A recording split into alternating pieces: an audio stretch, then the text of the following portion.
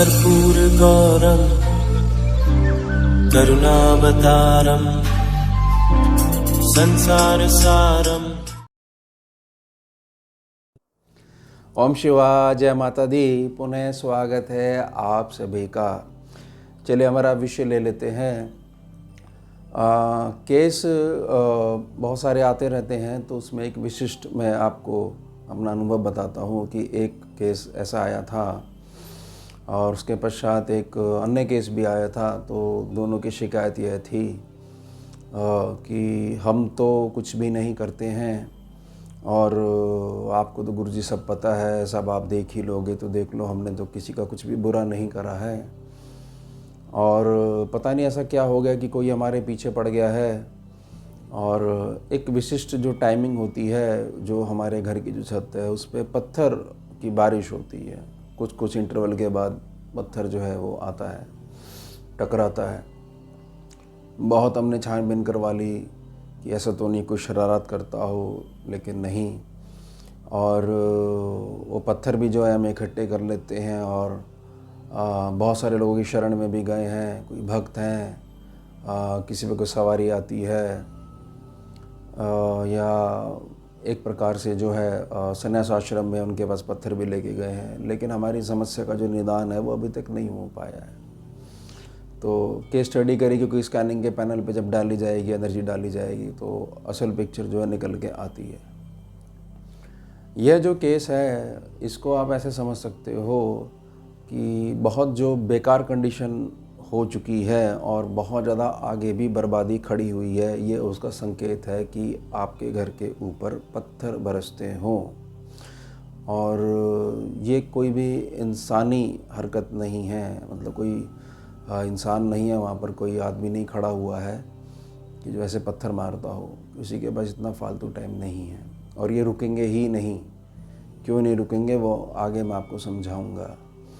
लेकिन सबसे पहले इस बात को समझिएगा कि हर एक व्यक्ति एक क्लीन चिट लेकर खड़ा हो जाता है, भले उससे पूछा जा रहा है नहीं पूछा जा रहा, कि हमने कुछ भी नहीं करा है और हमारे को कोई दबा रहा है। ऐसा हो नहीं सकता कभी भी कि जाने या अनजाने में आपके द्वारा कुछ हुआ ही नहीं है।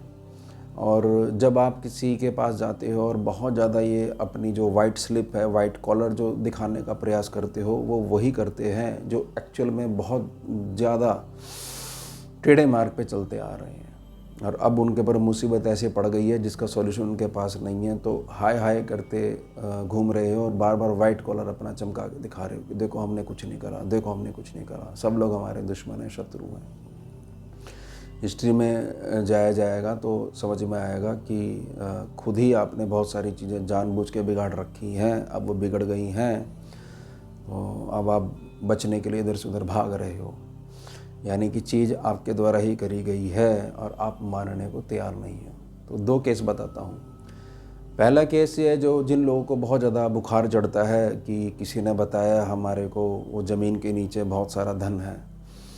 तो जिनका बहुत हाई लेवल का दिमाग ख़राब होता है, तो उनको ये लगता है कि सीधा मार्ग जो है वह यही है कि ज़मीन खोदो और जिसने जो सामान बताया उसको निकालो, और जो जो वो सामग्री मांगता जा रहा है इसके लिए हवन करना पड़ेगा। फिर ये नीचे सोना दबा हुआ है, जवाहरात दबे हुए हैं, हीरे हैं, रत्न दबे हुए हैं, ये धीरे धीरे ऊपर आते जाएंगे। इस बात को ऐसे समझिएगा कि इसमें जब आप ये कहते हो ना हमने किसी का बुरा नहीं करा है, तो आपको ये चीज़ समझनी होगी कि जब आप ये टेढ़े मार्ग पे चलना शुरू कर देते हो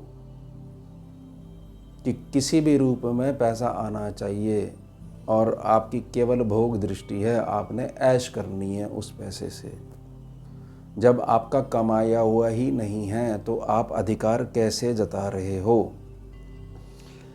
या तो भाई आपको ये पता हो आपके पूर्वजों का ही धन है, आपके पूर्वज दबा के गए थे, पूर्वजों ने कहा है, अभी तो कहीं पे आप गए हो, उस व्यक्ति ने कुछ देख के बता दिया आपको, लेकिन लालच आपके अंदर इतना भरा हुआ है कि आप उसकी हाँ में हाँ मिलाओगे। और वो जिसकी प्रॉपर्टी है, देखिए इस बात को ऐसे समझिएगा कि एक ना स्तर होता है आदमी का। आप ज़मीन पे रह रहे हो, ज़मीन के नीचे भी बहुत सारी ऊर्जा रह रही हैं और केवल आप मानव हो और अपना अधिकार ये समझ लोगे कि एक एक कण पे मेरा अधिकार है, क्योंकि ये ज़मीन मैंने खरीदी हुई है या मैं इस पे रहता हूँ, तो उस दिन से आपके उल्टे दिन होने शुरू हो गए हैं। क्योंकि आपको एक अहंकार आ गया है कि मैं तो ईश्वर हूँ, मैं जो चाहे वो कर सकता हूँ। ना आपको कोई पूजा का ज्ञान है, ना पाठ का ज्ञान है। बस एक व्यक्ति ने ऐसा लालच दे दिया है कि करोड़ों रुपया दबा पड़ा है और मैं जैसा बता रहा हूँ रुपया तो आपका होगा, मुझे तो बस थोड़ी बहुत दक्षिणा दे देना। मूर्ख बनाने वाला मूर्ख बनाया जा रहा है और आप मूर्ख बनना चाहते हो, इसलिए बनते जा रहे हो।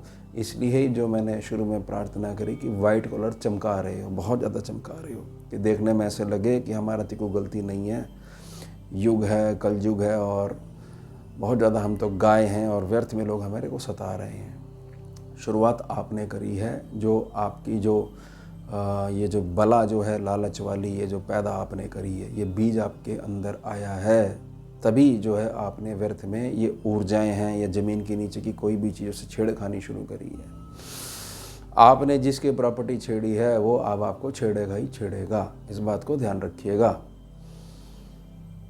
अगर किसी में इतनी ताकत है, अगर किसी में इतनी ताकत है कि कोई यह बता देगा कि उसके नीचे धन है और उसके मालिक आप हो, तो वह उसको बोलो कि जहाँ पर तुम बैठे हुए हो उसी ज़मीन के नीचे से ही निकाल लेना, हमें कोई इंटरेस्ट नहीं है। सीधा मार्ग है, मेहनत करो और आगे बढ़ो। ये जो शॉर्टकट्स हैं, ये शॉर्टकट्स बहुत भारी पड़ते हैं और आने वाली पीढ़ियाँ आपको कोसेंगी कि तुमने जो ये उल्टे काम कर रखे हैं उसका ब्याज हम भर रहे हैं अभी तक, पीढ़ी दर पीढ़ी ये हटेगी नहीं चीज़। तो ये होगी पहली गलती। दूसरी गलती जो है, दूसरी गलती यह है कि जब इंसान का भाग्य ऐसे काम करता है कि वो जहाँ हाथ डालता है वहाँ उसको विजय मिलती है, और एक प्रकार से जो उसकी आंतरिक दृष्टि है जिसमें दया का, क्षमा का भाव होना चाहिए, प्रसन्नता का भाव होना चाहिए, वहाँ पर केवल और केवल अहंकार का भाव आ जाता है। वो तब तक बचा रहता है जब तक उसका जो अहंकार है वह ईश्वर के सम्मुख नहीं आता है। यहाँ मैं यह कहने का प्रयास नहीं कर रहा हूँ कि ईश्वर बुरा मान जाएंगे, ईश्वर बुरा नहीं मानते हैं। ईश्वर की तो आप संतान हो, माता पिता कभी बुरा नहीं मानते हैं, चाहे कुछ मर्जी कर लो। लेकिन उनके जो भक्त हैं, उनके जो गण हैं, उनके जो और संतानें हैं, वह अपने इष्ट की, अपने माता पिता के खिलाफ कुछ भी नहीं सुन सकते हैं और वह उन्हीं का नाम लेके ही बहुत ज़्यादा शक्तिशाली हैं और वो दिखाई भी नहीं देते हैं। तो दूसरा केस जो मेरे अनुभव में आया था, तो उसमें एक ऐसा व्यक्ति था तो बहुत ज़्यादा कि अगर मैं मार्ग में चल रहा हूँ, मेरे मार्ग में मंदिर आया तो मंदिर तक तोड़ दो, कुछ नहीं होता, भगवान जो है वो मैं हूँ, मेरा क्या बिगड़ जाएगा। तो यह चीज़ें जो हैं उन बच्चों को बुरी लग गई जो दिखाई नहीं देते हैं। तो आप यह सोचिए कि ठीक है, यह बात बिल्कुल ठीक है कि आपने आज तक किसी इंसान को थप्पड़ भी नहीं मारा है, लेकिन आप इससे कैसे बच सकते हो कि केवल आप इंसान को कुछ नहीं छुओगे, नहीं कुछ करोगे, नहीं कुछ बोलोगे, तो किसी भी प्रकार से अहंकार आपके शरीर में आकर नहीं बैठेगा। आप तो बहुत ज़्यादा अपने आप को सूर्य समझ के बैठे हो, जब मन करेगा उसको प्रकाश दूंगा और जो मेरा अनुसरण नहीं करेगा तो मेरे पास इतनी पावर है, मैं उसको जला के भस्म कर दूंगा। बहुत हाई लेवल का अहंकार है और ये हाई लेवल का अहंकार ऐसा है, इसमें लिटरली व्यक्ति जो है पूरा ब्लाइंड हो जाता है, अंधा हो जाता है। और जब उसको होश आता है वो तब आता है कि जब उसका दम घुटने लग जाता है, तब वो वाइट कलर दिखाता है और तब भी बाज नहीं आ रहा है कि मैं क्षमा मांग लूँ, प्रकृति से क्षमा मांग लूँ और एक प्रकार से इसका जो उपाय है पश्चाताप के रूप में उसको बैलेंस करते हुए आगे बढ़ूँ। समस्या है आपका अहंकार, इस बात को समझिएगा। और अभी भी ये चीज़ कट जाएगी। किसी ने तंत्र कर दिया है, कोई हमारे पीछे पड़ा है, लोग हमारी प्रोग्रेस से जलते हैं। मतलब कि एक जो प्रकृति का नियम है, प्रारब्ध का नियम है, उसको कोई भी पूजा पाठ करने वाला तोड़ सकता है। किसी की भी जान ली जा सकती है, किसी को भी प्राण दिए जा सकते हैं। तो ईश्वर ने जो सिस्टम बना रखा है वो तो ज़ीरो हो गया है। किस भ्रम में जी रहे हो, कुछ भी ज़ीरो नहीं हुआ है। आपने बहुत बड़ा ज़ीरो खुद को बना लिया है। और जो भी आपके पास आता जा रहा है वो ज़ीरो होता जा रहा है। तो आपको पहले अंक बनना पड़ेगा, थोड़ा झुकना सीखो। तो यह जो एक प्रकार से यह इसको ऐसे समझिएगा कि ये बहुत बुरा जो प्रभाव है जिसमें पत्थर आपके घर की छत के ऊपर आते हैं, बरसते हैं, एक प्रकार से स्टोन रेन आप इसको बोल सकते हैं, वो होती है, एक विशेष समय पे होती है। तो यानी कि ईश्वरीय शक्ति का किसी न किसी रूप में अपमान हुआ है। और यह मत समझिएगा कि ईश्वर जो है वो उस प्रकार के हैं कि किसी मंदिर के नियम ऐसे हैं और वहाँ पर आपने नियम फॉलो नहीं करे तो भगवान नाराज़ हो गए। आप बिल्कुल समझते नहीं हो ईश्वरीय तत्व को, लेकिन जो उनके चरणों की सेवा में लगे हुए उनके ही बच्चे हैं वो ज़रूर नाराज़ हो गए हैं। और उनकी बात बिल्कुल ठीक है। मान लीजिए कि आपके माता पिता हैं और आप उनकी संतान हो और बाहरी व्यक्ति आकर आपके माता पिता का अपमान करता है, तो क्या आपका क्रोध नहीं आएगा? आपके माता पिता तो सदैव उसको भी आशीर्वाद देंगे। तो यही आपने ईश्वर के संदर्भ में समझना है। माननी अपनी गलती, और इस बात का ध्यान रखिएगा कि अब पश्चाताप कैसे करना है। वैसे तो स्कैनिंग का केस है, डीप स्कैनिंग का केस है। पश्चाताप ऐसे करना है कि जो ईश्वर के भक्त हैं, जो गुरुजनों की चरणों की सेवा में रहने वाले जो भक्त हैं, जब आप उनकी सेवा में लग जाओगे तो धीरे धीरे ये चीज़ कंट्रोल होनी शुरू हो जाएगी। और हमेशा ध्यान रखना, आपको भगवान नहीं बनना है। बनना है तो भगवान की चरणों की सेवा करने वाला बनना है। यह जो सृष्टि का जो संचालन आपने अपने हाथों में लिया है अहंकारवश, ये उस दिन समझना जब आपके हाथ में इतनी ताकत आ जाएगी कि किसी को भी आप प्राण दे पाओगे। जब इतने बड़े डॉक्टर बन जाओगे तब ये थोड़ा सूट भी करेगा आपको कि चलो प्राण भी देता है, थोड़ा सा अहंकार कर लेगा तो कोई बात नहीं है। वो कभी भी नहीं हो सकते हो आप जैसे। पता नहीं कितने आए थे, चले गए और आगे भी आते रहेंगे और जाते रहेंगे। तो यह जो समस्या जिनके साथ होती है उनको स्वीकार करना पड़ेगा। कोई ना कोई गलती हुई है उनके द्वारा या उनके किसी भी परिवार के सदस्य के द्वारा। अगर पूर्व में भी हुई है तो इसका भी आपको खंगालना पड़ेगा। और नहीं मिल रहा है कोई भी आपको इस प्रकार का साधन कि हमें समझ में नहीं आ रहा है कि गलती किससे हुई है, तो मैंने आपको सॉल्यूशन दे दिया है। जो भक्त हैं उनके चरणों की सेवा में लगिए, उनका मान करिए, सम्मान करिए, सीधे मार्ग पे चलिए। जो गड्ढे खोद दिए हैं बड़े बड़े कि यहाँ से धन निकलेगा, उनको दबा दीजिए। गौमूत्र अर्क छिड़क दीजिए, वहाँ पर गंगा जल का छींटा मार दीजिए, क्षमा मांग लीजिए धरती माता से। और ये मेरा कमाया हुआ धन नहीं है, केवल लालच है। अगर ईश्वर का आशीर्वाद होगा और मैं सही ढंग से मेहनत करूँगा या करूँगी तो ये तो कुछ भी नहीं है, भंडार भर जाएंगे। तो सीधे मार्ग पे चला करो। ये जो सूक्ष्म जगत की जो चीज़ें हैं, और बहुत ज़्यादा ये जो सोशल मीडिया ने दिमाग ख़राब कर रखा है, बहुत सारे मंत्रों से छेड़खानी करनी सीख गए हो, बहुत बुरे फंसोगे किसी दिन। ज्ञान लेना आना चाहिए।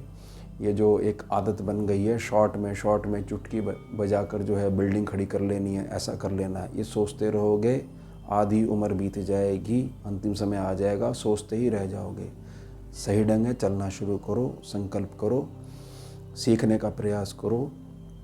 उसमें फिर कोई दिक्कत आती है तो आप ज़रूर मार्गदर्शन लीजिए कि हम लगातार प्रयास कर रहे हैं, हमारे को मार्गदर्शन की ज़रूरत है। ये जो शॉर्टकट्स वाले जो मार्ग हैं ये कहीं का भी नहीं छोड़ेंगे।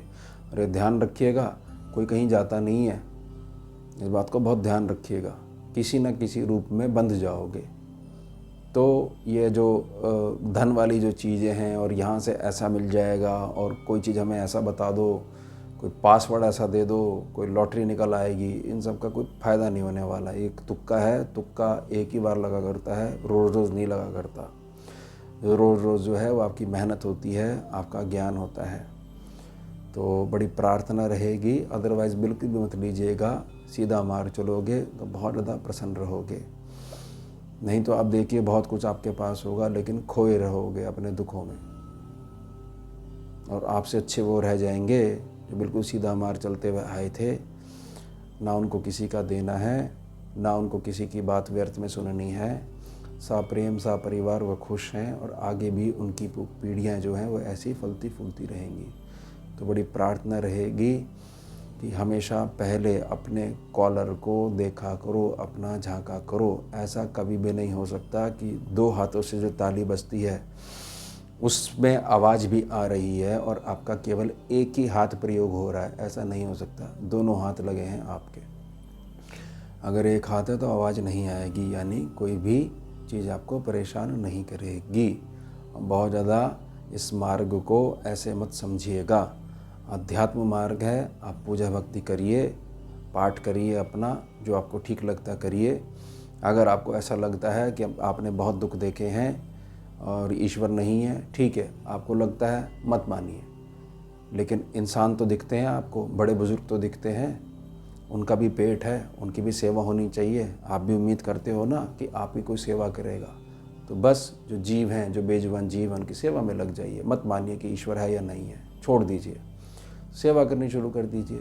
तो किसी न किसी रूप में सेवा उस ईश्वर तक ही जाएगी जिसका अस्तित्व को आप मानने से इनकार कर रहे हो। जाएगा उस तक ही, चाहे किसी भी मार्ग को पकड़ लो, सारे रोड वहीं पे जाते हैं। चाहे आप एयर से ट्रैवल करिए, चाहे रोड से ट्रैवल करिए, जाओगे वहीं पे ही। तो बहुत ज़्यादा प्रार्थना रहेगी, बहुत संयमित होकर चला करिए।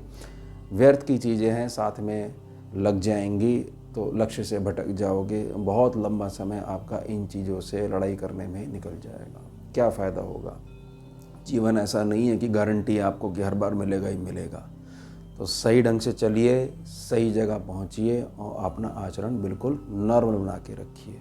ईश्वर का आशीर्वाद जो है किसी न किसी रूप में ग्रहण करते रहिए और अहंकार बिल्कुल मत आने दीजिएगा। यह बहुत चालाक होता है, आकर बैठ जाता है और व्यक्ति यही कहता है कि देखो मेरे को अहंकार नहीं हो पाएगा। तो बोलने से बचो, कुछ भी मत बोलो, बस अपने काम में लगे रहो, मेहनत के मार्ग पे आगे बढ़ते रहो।